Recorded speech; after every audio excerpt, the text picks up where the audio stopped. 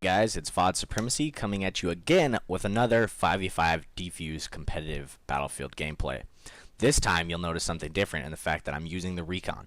And in this video I'll give you a quick breakdown and a few tips on how to and why to use the Recon and why it's possible to do in Battlefield 4 competitive scene. Right here you'll see me start off pretty fast going to the same spot that you'll see just about every round. This watches the center push. This spot, the attacker or the defenders have to run through if they want to push my team's building. Right here you see I get the spot. So usually what that means is someone's going to the staircase. So I position myself to get a shot off on that. Sadly, this is my first night sniping on this map and using that particular sniper, so I did miss the shots. But that is a quick example of just the surprise factor of sniping. He obviously went up there with the expectation to be looking at the other building, no idea of where I was. Here's another example of the difference between Recon and Assault. Now obviously, on my eyes, if you're a Recon and another player sees you moving, 9 out of 10 times you are dead, we're standing. And what I mean by that is, you cannot compete reliably versus assault rifles and carbines in a 15-meter radius without the use of cover, and especially in motion, unless you're, the optic or phase of Battlefield, which I wouldn't rely on. Another key vantage point is vantage points in general. You notice any chance I get to get some sort of angle over the field, I take it, even if it's for a second. You always want to be kind of, I wouldn't say baiting your teammates, but kind of just use them as reliable cover. And what I mean by that is, most of the time, if you get shot at first, you're not really going to do anything, except for in this case. This case is just an opponent caught off guard and quick reaction on my time. By the time we saw each other, we each got one shot. Mine just happened to be with the stronger gun. But that's another thing that people don't realize is, in a competitive scene, when all you give someone a chance to see is your head, one bullet can make a difference. So if I have a gun that puts one bullet through your head at 100 damage, I'm essentially one-shotting you. Yet again, one shot. It's all it takes. It's such an immense advantage that people are underestimating. Because they only see the mobility. Yes, I lack the ability to push someone, or if someone pushes me, I tend to be the side that loses. Well, you can change that. Of course, you sacrifice not being able to, revive a teammate, but I also give the power to take away one of their teammates in an early stage of the game. Sadly, I don't really do it at all in this video, but I'm working on it. They're all still shots I'm practicing. If you'll notice, I go to the same spot and try and make the same shot. But usually after the first round, the surprise factor's kind of gone. Right there, that was a good shot. I wish I would have picked him in the head, but if you notice, I just stopped him from rushing our building. So right here, I make the call to rotate again to basketball courts, which is what we call this left side. And I usually always will rotate on the outside of the map in. I kind of do a circle effect. Right here, I get the call out that there's one over here. So I know he's here. Quick reaction time. Boom. Picked. Okay? Right here, I get the call out that there's another one. Sadly, I did get the double kill on the same guy, so he's obviously out. But I did enough work that I can call out that guy right there. So as you notice, when I go to spectator and look at Fessy, he's pushing back to stop the guy I just called out.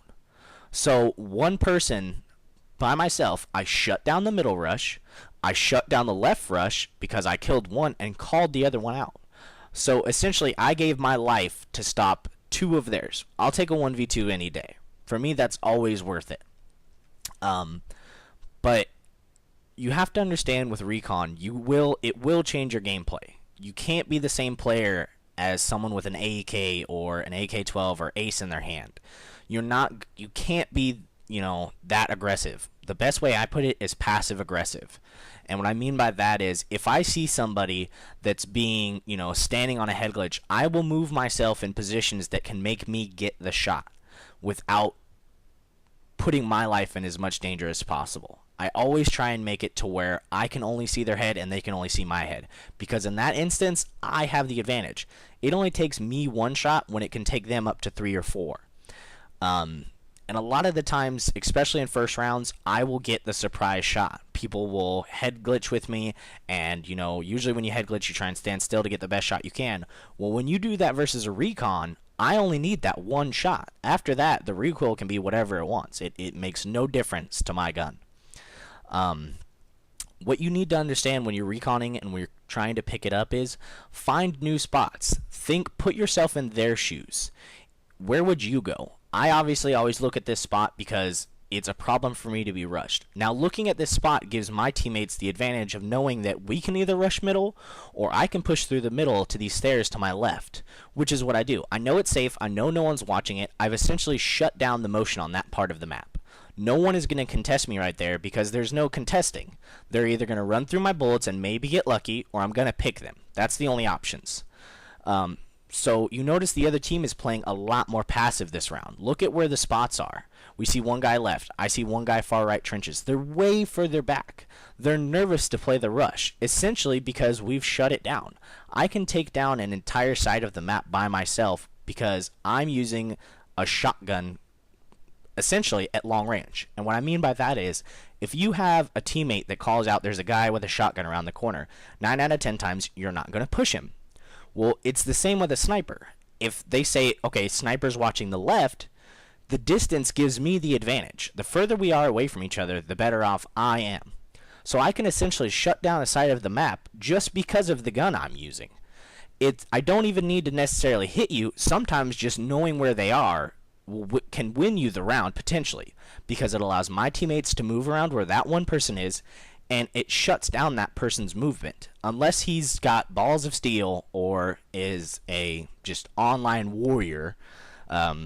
Shout out to Epsiloncini on Iconic. I heard you're a warrior, brother. I've seen a few videos. But unless he's just able to just tank a ridiculous amount of shots, they're not going to push you, so you're safe. This is kind of a small, just, you know, half a map side of what a recon can do. But I'm looking to make more content about the possibilities and the advantages even in the recon gameplay, even without using no equipment. You notice that I don't have equipment on because in our competitive rules it is disabled. But if you guys stick around and keep up on the channel, I will be putting out more recon content because, yet again, it is something that I think is viable, and it's something that, you know, I plan on using. Right here, you'll notice again the vantage point thing. I'm sitting on top of something behind the team, making sure I'm pretty much an Overwatch on most maps. I'm making sure that they can get done what needs to be done. And you should understand that that is your job as recon, is always helping the team. If you help the team helps you. But I hope all of you guys have a good weekend. Make sure to check in for more content. I'm trying to post daily lately, but it doesn't always work out like that. But subscribe, have a good weekend, and see you on the battlefield.